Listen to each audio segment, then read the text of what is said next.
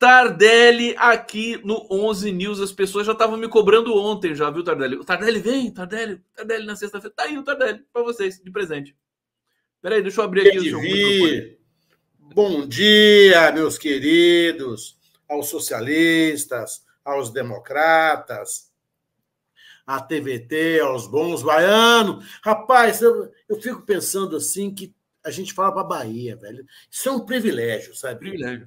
Estar na Bahia é um privilégio. Nascer na Bahia é um privilégio. Diz que todos são iguais perante a criação. Não é, não.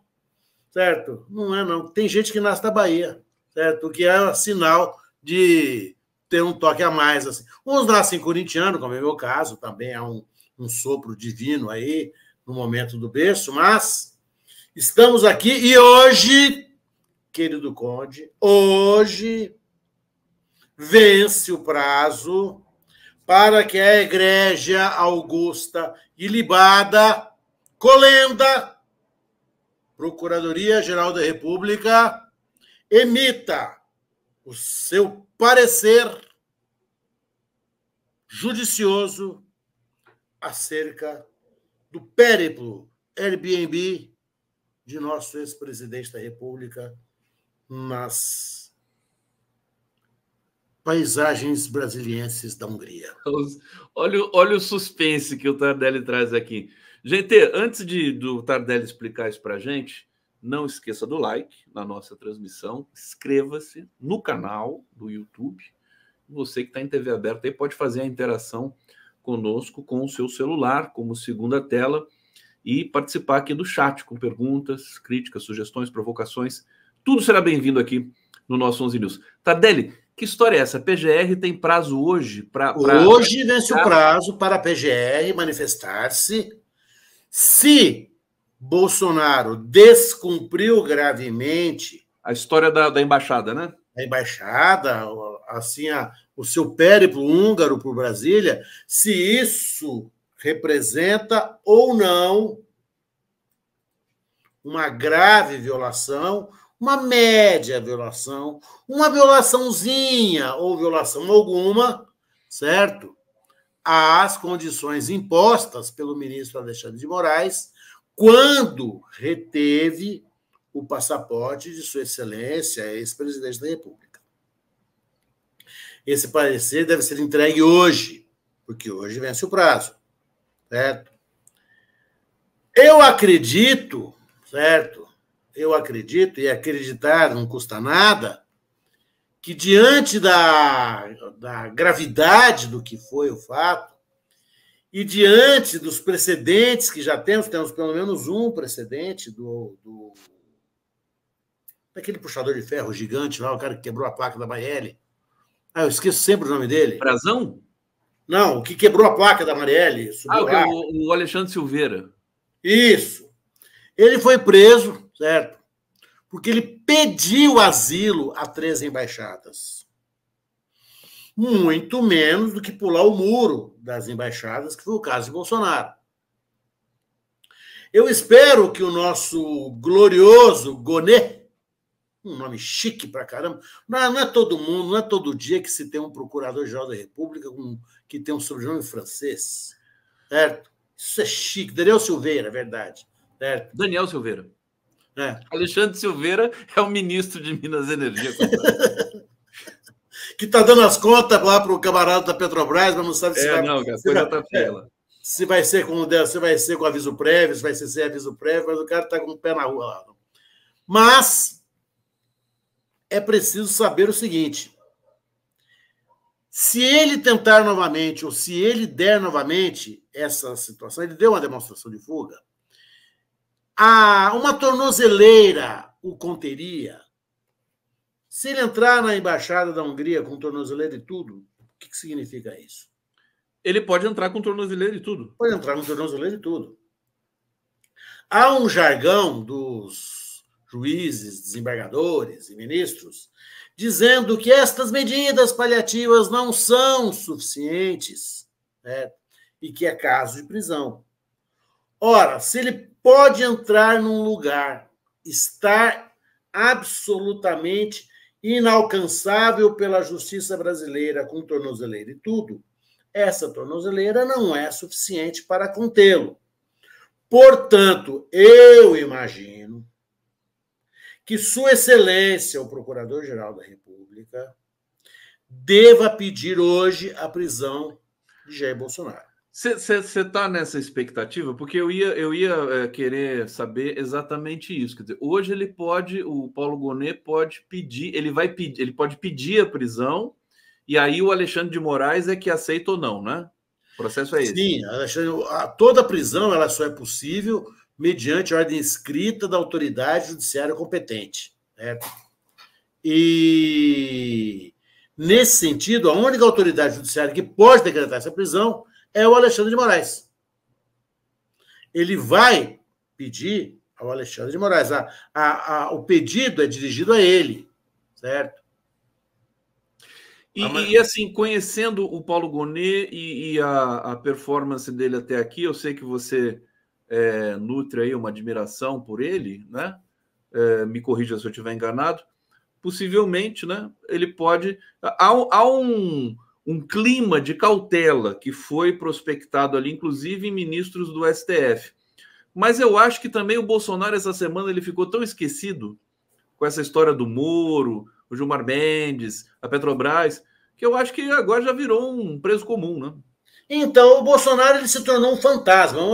Duas galinhas num galinheiro fizeram ele se tornar esquecido. Mas nós temos que lembrar que ele ainda é e era o grande protagonista do golpe.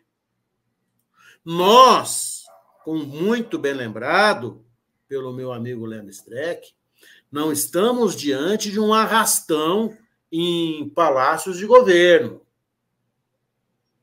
Nós estamos diante de uma gravíssima tentativa de golpe. É essa tentativa de golpe que Bolsonaro precisa estar respondendo.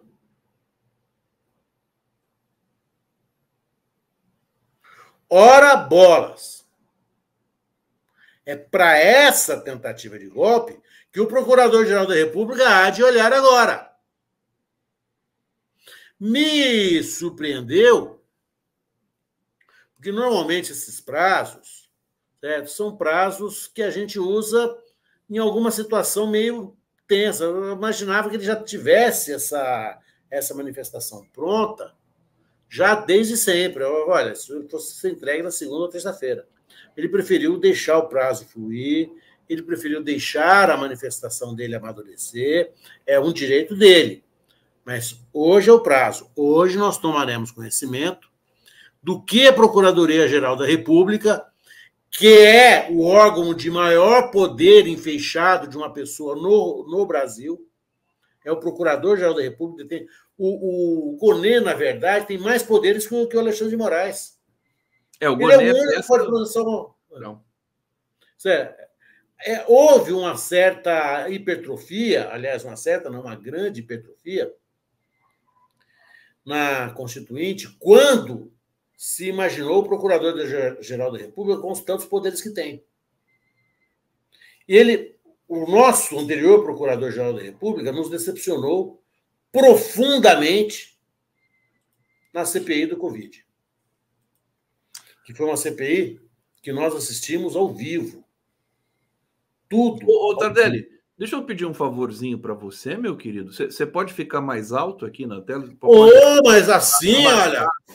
Isso. Por que você não me pede sorrindo que eu não te faço chorando ou vice-versa? Eu nunca sei como é isso. Tardelli, deixa eu só ler aqui alguns comentários, pegar aqui a reação do público e vou devolver para você. Eu estou com meus gatos passeando aqui e eles abriram a porta ali. Você me permite se fechar? Se aparecer os seus gatos aí, traga eles aqui para a gente apresentar. Eu tenho dois. Eles abriram lá, acho que está atrapalhando a luz no fundo ali, não está, não? Não, imagina. Gato não atrapalha nunca. Está sempre perfeito. Olha só, o Hélio está aqui dizendo o seguinte: bom dia, queridos conde, toda a equipe, grandes convidados, parceiros, participantes e ouvintes, grande abraço, assistindo pela Diadema. Em Diadema, viva Diadema. Viva Diadema. Jean, o delinquente está armando mais uma arruaça agora no Rio de Janeiro, verdade. Ele, com a organização do Malafaia, né, dia 21 de abril, eles vão fazer estão preparando uma manifestação ali à lá aquela da Paulista na Avenida Atlântica lá. O que também é um elemento importante para decisões que virão. Nelson Júnior, Gol Gonê, Arlete Niewiadowski, não fale alto, senão ele foge.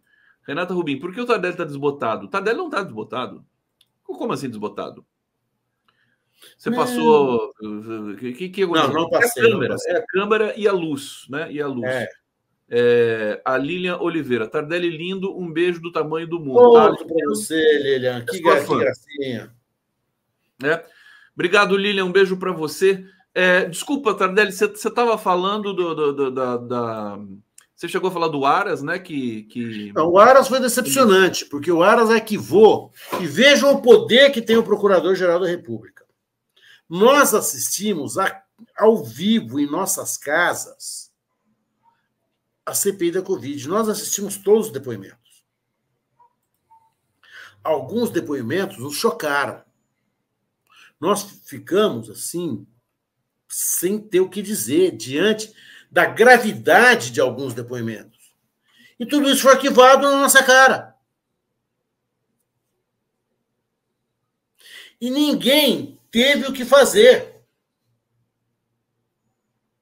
Por quê? Porque o arquivamento determinado pelo Procurador-Geral da República não tem recurso. É dele, acabou.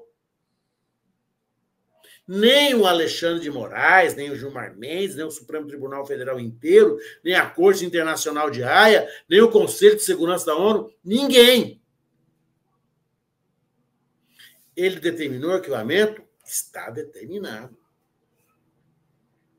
Se, eventualmente, o Paulo Gonet entendesse que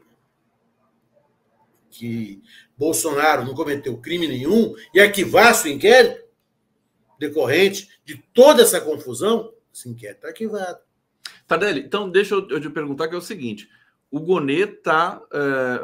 as informações que a gente tem, ele inclusive se reuniu com os senadores da CPI da Covid para...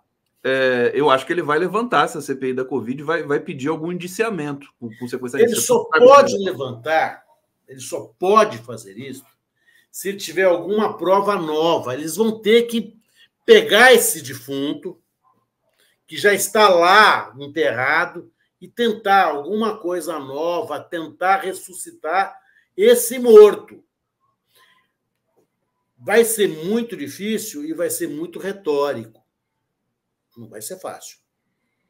Mas é plenamente possível. Não é plenamente possível. Não? Não é plenamente possível. Isso vai ser um exercício da mais alta complexidade, da mais alta sofisticação jurídica. O que o Aras fez com a pandemia foi absolutamente enterrá-la. Desculpa, Tardelli, o Gonet não pode simplesmente desengavetar aquilo que o Aras engavetou? Não? Não. Para você ver o tamanho do poder que tem o Procurador-Geral. Por isso que o Procurador-Geral, por isso que ele é que eu aguardo com tanta ansiedade o que ele vai dizer agora. O que me dá a esperança de que ele diga algo consistente é que a chegada do novo Procurador-Geral apressou e acelerou uma série de medidas. A coisa começou a andar. Em várias situações, em várias frentes. Fosse no caso da Marielle, fosse no caso da investigação do golpe de Estado. Né? O que temos, de verdade, é uma outra administração. É como se houvesse uma plaquinha, aquelas placas de padaria, sob nova direção. Sob nova direção, exatamente. Tardelli, escuta, você deve ter lido os bastidores do encontro do Gilmar Mendes com o Sérgio Moro. Delicioso bastidor. Ele está rindo, não sei, foi um encontro tão sério, né? Um nível tão alto. Parece que o Gilmar chamou o Moro de ladrão de galinha. Quer dizer, o que tem isso? Não tem nada demais. Fala pra gente, o que está acontecendo? O que o Moro quer, hein? Essa é a grande pergunta, não é? Por que veja uma coisa, o que faz o investigado ir procurar o juiz? Isso é altamente ofensivo. Moro é investigado. Quando o ministro Salomão, corregedor do CNJ, porque, veja, Moro vai procurar Gilmar Mendes para, 2 pontos, compartilhar em playlists, compartilhar em gostos de vinho, ou para, diante da requisição de inquérito policial feita pelo Corregedor-Geral Nacional da Justiça em relação ao que encontrou de descalabros na gestão da 12ª Vara Federal de Curitiba, em que ele determina a investigação criminal do que lá aconteceu, simplesmente porque desapareceram obras de arte apreendidas, muito dinheiro, e não tem como desaparecer, porque na vara, no prédio do fórum, estou falando assim, no prédio físico, não estamos falando de nada metafórico, de nada metafísico, no prédio, há uma agência bancária. Há uma única agência bancária. Nesta agência bancária, todos os depósitos feitos nas varas ali existentes são ali realizados. Não tem outro lugar para depositar. Não tem outro lugar onde esses dinheiros possam estar. Salvo lá. E lá não estavam.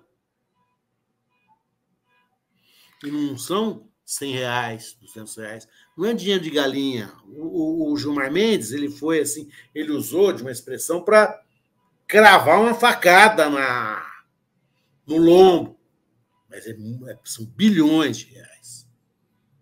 São obras de arte que foram apreendidas, que consta de um auto de apreensão. Vai um oficial de justiça com uma folha, ele preenche, olha, quadro X do pintor fulano de tal. Tudo isso é relacionado e é colocado no processo. Isso está lá no fórum. Olha, não estava. Onde está? Cadê? É isso que o Salomão está... Inclusive, acho que o relatório já está pronto, né? Para começar a ser... Está pronto. E o que ele encontrou? Ele encontrou uma gestão enlouquecida. Falou assim, olha, isso não tinha gestão.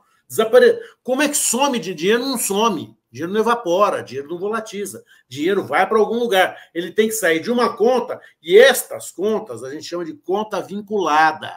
É conta que está vinculada ao juízo. Somente sai daquela conta com ordem judicial. Não é um balaio que está lá, que alguém vai, pega dinheiro e leva embora.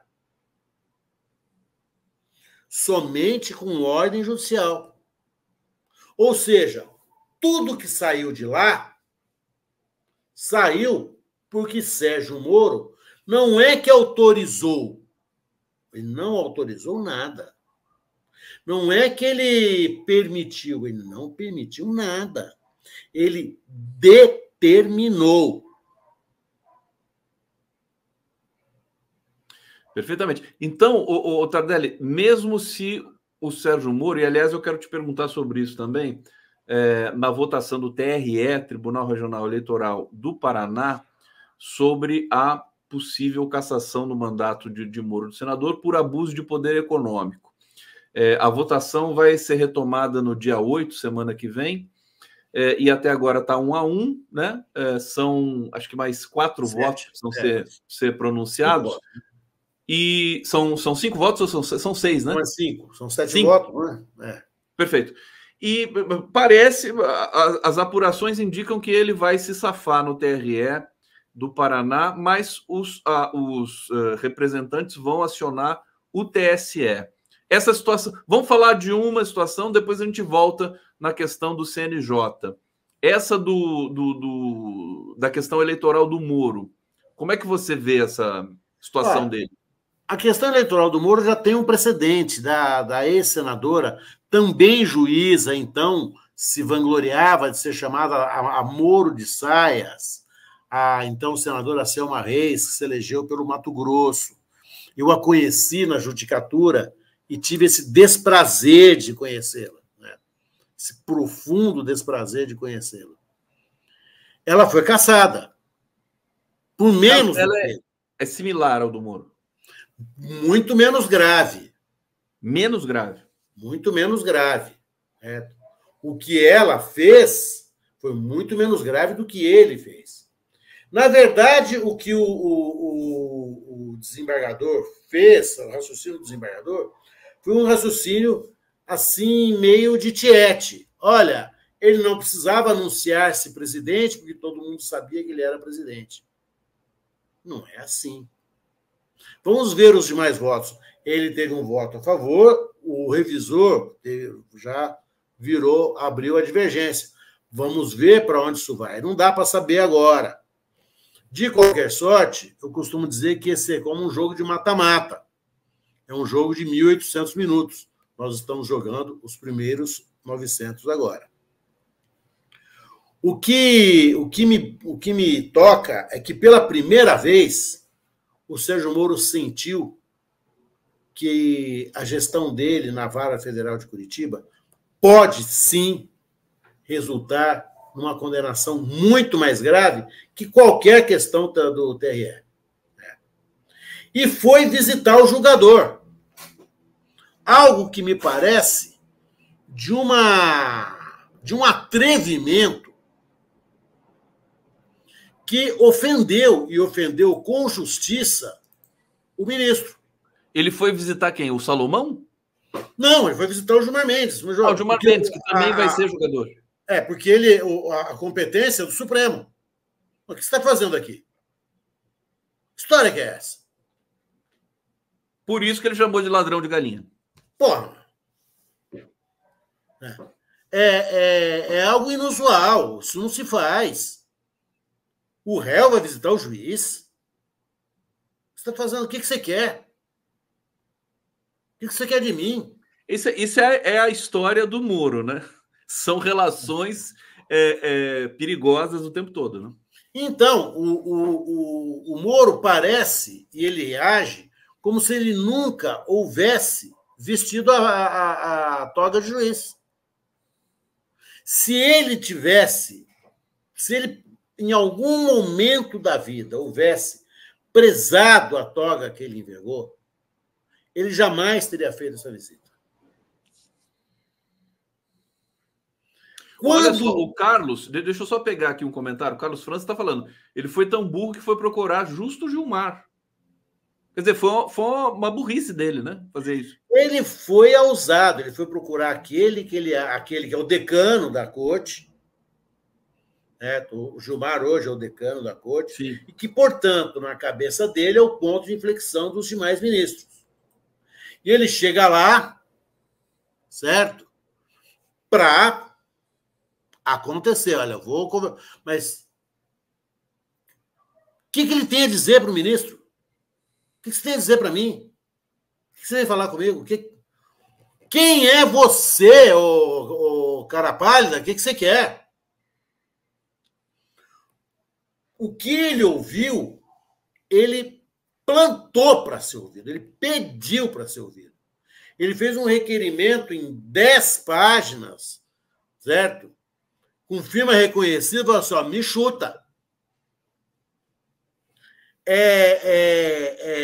De uma inconveniência, de uma inoportunidade, que é algo que, olha, eu fico pensando assim, eu sou advogado, fui promotor 30 anos, estou nessa estrada faz 40. Essas ingenuidades, quem as comete, sinceramente, tem que pagar por elas. Ô, Tardelli, voltando à questão do TRE, só para um comentário a mais sobre esse processo, muita gente disse que o voto do relator ali foi quase que parecia o advogado de defesa do Moro. Você chegou a ver alguma coisa disso? É assim mesmo? Como é que é? Olha, Moro está jogando com a bola dele, no campo dele, com a torcida dele, certo? E o desembargador deu um voto que ele... Carrasco. Carrasco. É o Carrasco, né? Carrasco Falavinha, certo? E deu um voto que não precisaria ter ido tão longe no elogio ao réu. Né? Não é também usual, né, fazer esses elogios ao réu. Né? Já que ele queria apenas desacolher o pedido, ele poderia ter sido mais sóbrio, poderia ter sido mais contido. Né? Isso causou uma certa surpresa. Mas eu já vi várias vezes na vida o relator ficar com a brocha na mão e ficar feio para ele. Né? O que me parece, assim, que se o Moro não for cassado no TRE, seguramente ele será cassado no TSE. É uma questão agora de tempo.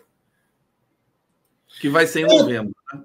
Tanto assim é verdade que o Ratinho Júnior e o Bolsonaro estão fazendo acordo sobre quem vai ser o futuro senador pelo Paraná. Né? O Moro é dado como aquele cadáver que só precisa saber a hora que vai ser enterrado. O Moro é praticamente um não assunto, né? Ele foi ressuscitado agora por essa questão TRE e daqui a pouco vai ser ressuscitado de novo pela questão do CNJ. Talvez isso tenha levado o presidente Lula a deixar a cassação dele para um segundo plano. Olha, ele é um fantasma.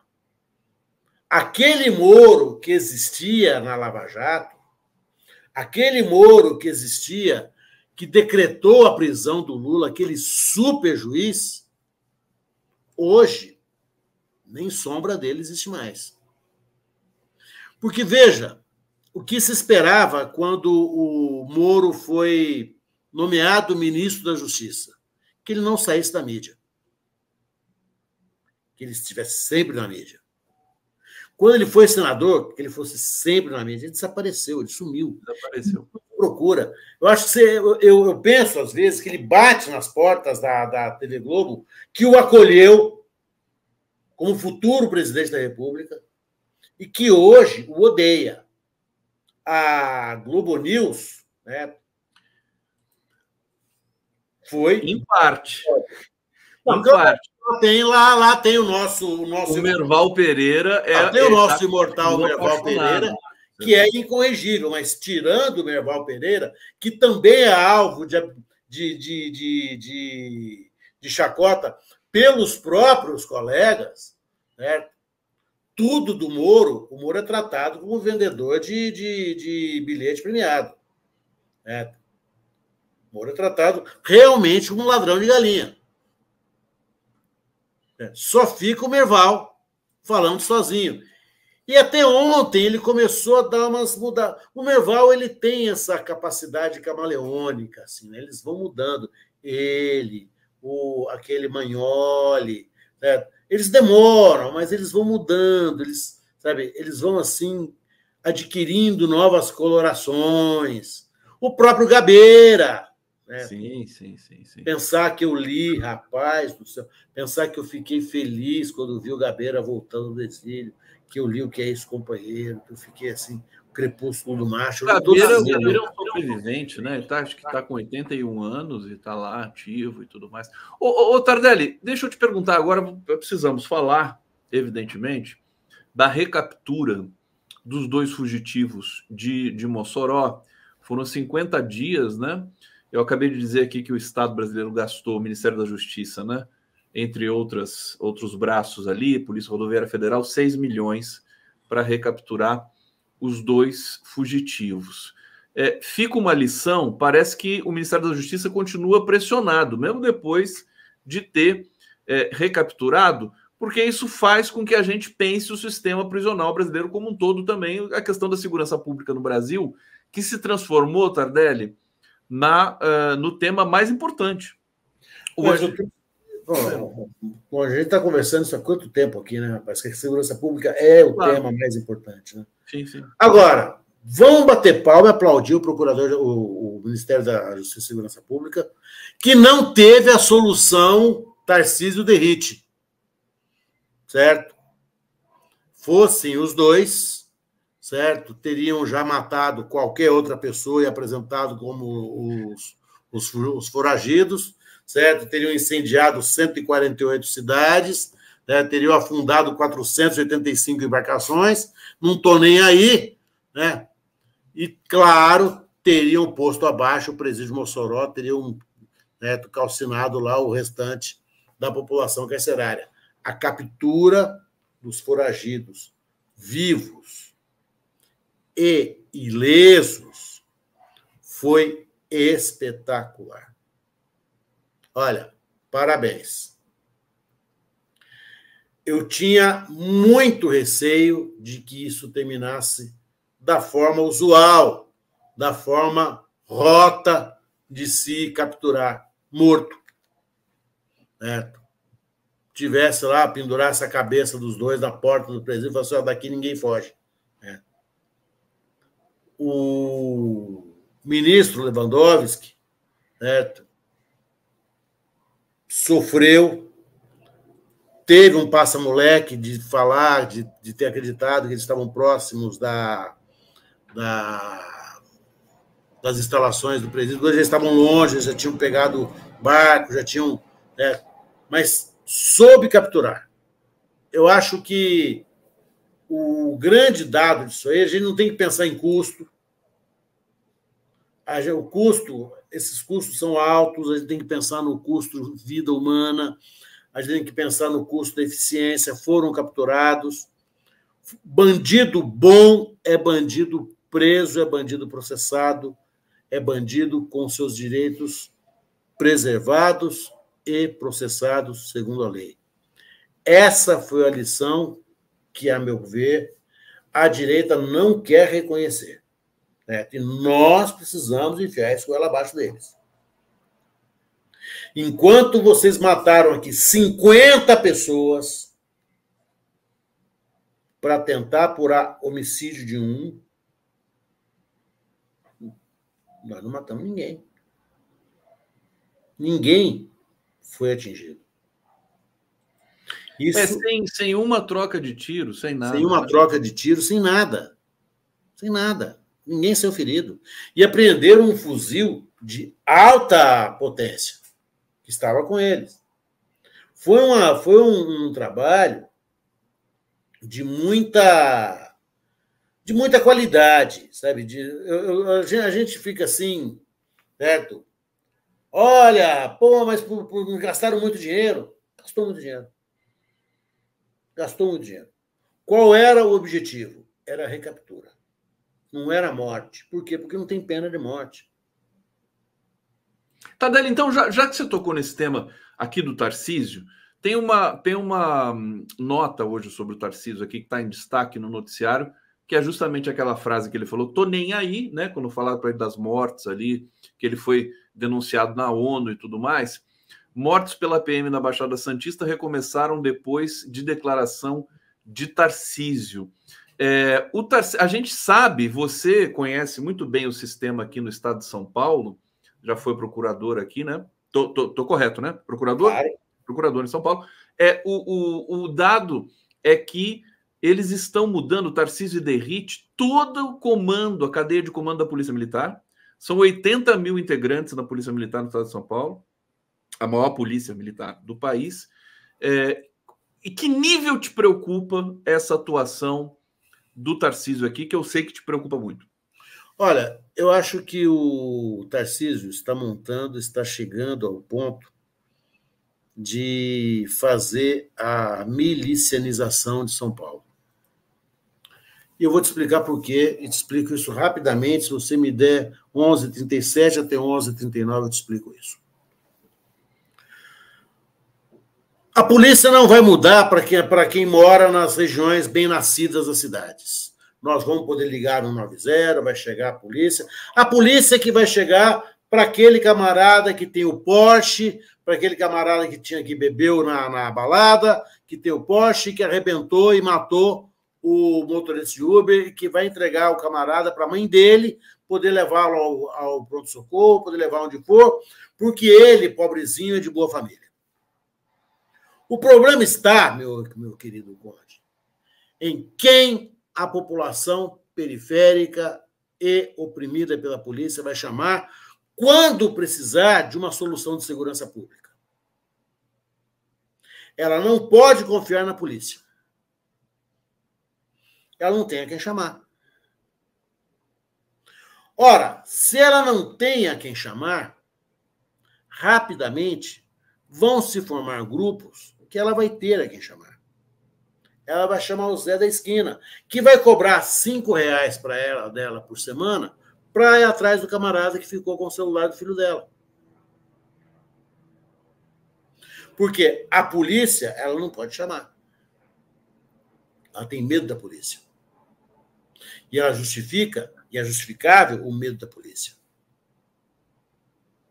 Em breve, em muito breve tempo, polícia e o seu Zé da esquina vão estar absolutamente fundidos promiscuamente.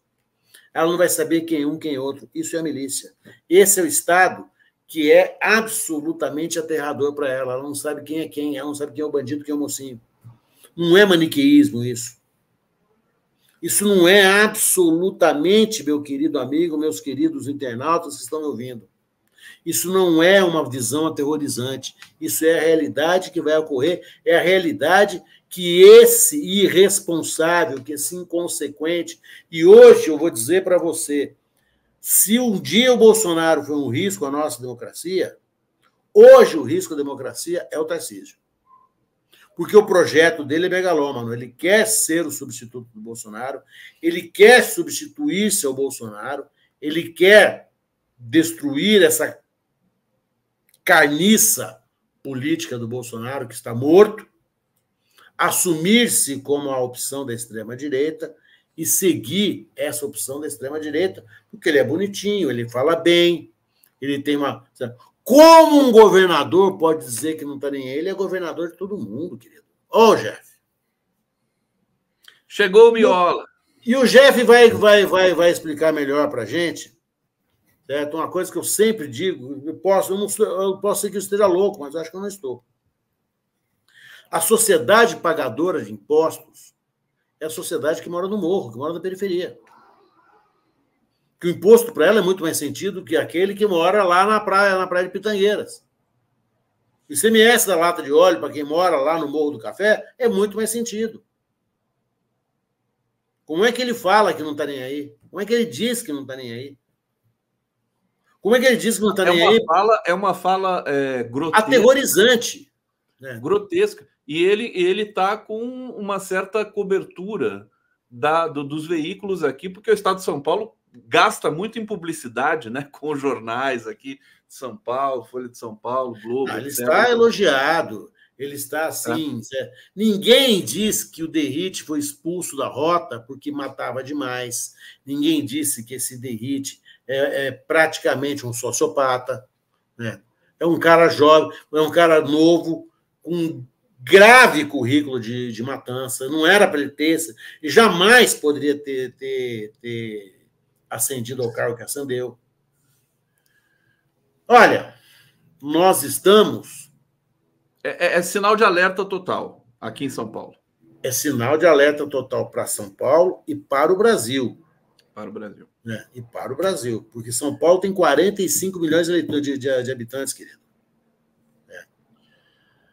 Olha só, vamos seguir aqui com o nosso Miola Tardelli. Muito obrigado, viu? Muito obrigado. Por favor, não percam, não deixem de ver. Jeff Miola, um dia perca tempo do seu tempo e nos ouça no Fala Direito Comigo. É um podcast muito louco que eu estou fazendo. Toda segunda-feira está no ar. Você vai detestar, claro, não está ao nível de Vossa Excelência, mas, quem sabe, você, respirando um pouco, você até consiga engolir um pouquinho. Beijo, grande. Beijo, Jeff.